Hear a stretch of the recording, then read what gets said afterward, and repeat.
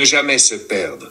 Moi, je suis le chemin, la vérité et la vie. Celui qui choisit le point de départ d'un chemin choisit aussi là où il mène.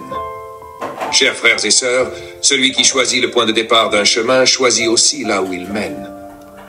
Celui qui choisit le Christ ne se perdra jamais, car il a fait le choix parfait. Le Seigneur dit, « Moi je suis le chemin, la vérité et la vie. » Le Christ est Dieu et homme à la fois. Ainsi, en suivant le Christ, tu trouves le chemin vers Dieu. En croyant en lui, tu reconnais que la vérité, c'est Dieu lui-même. Et en acceptant le Christ, tu reçois la vie de Dieu. Être chrétien, ce n'est pas seulement suivre des règles ou des dogmes, c'est suivre une personne vivante. Monseigneur Fulton Sheen l'exprimait clairement. Toute doctrine, c'est le Christ. Le Christ est la réponse à toutes les questions. Celle de la vie, de la mort, de l'au-delà, de la vie éternelle. Celui qui choisit le Christ ne se perdra jamais, car il a choisi le bon chemin, le bon but, Dieu lui-même.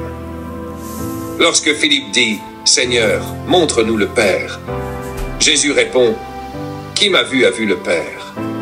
Une réponse qui peut sembler floue à un esprit pragmatique, mais c'est en réalité la réponse la plus juste. Car nul ne peut voir Dieu sans mourir.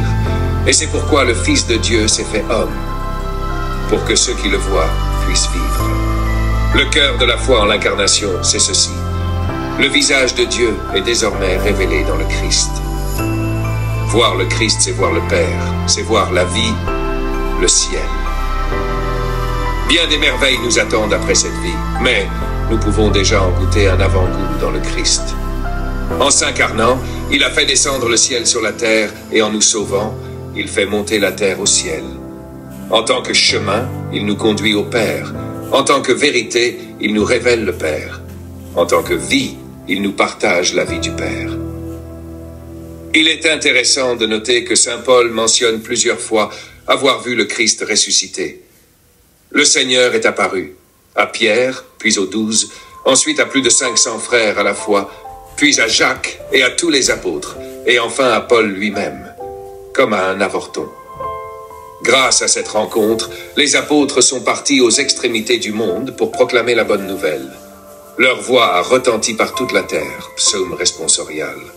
Frères et sœurs, moi, je suis le chemin, la vérité et la vie. Chaque jour, en marchant sur le chemin de Jésus, chaque pas que nous faisons est un choix vers le Père. Et avec le Père, nous avons tout. Le ciel, la vie aujourd'hui et la vie éternelle. Est-ce que cela veut dire que le chrétien n'aura plus aucun problème? Bien sûr que non. Les épreuves de la vie sont toujours là. Mais le Fils de Dieu est passé par toutes ces souffrances, et en les traversant, il a vaincu la mort. C'est pourquoi il peut nous conduire, nous sauver, peu importe les circonstances. Et il nous mènera sûrement au but.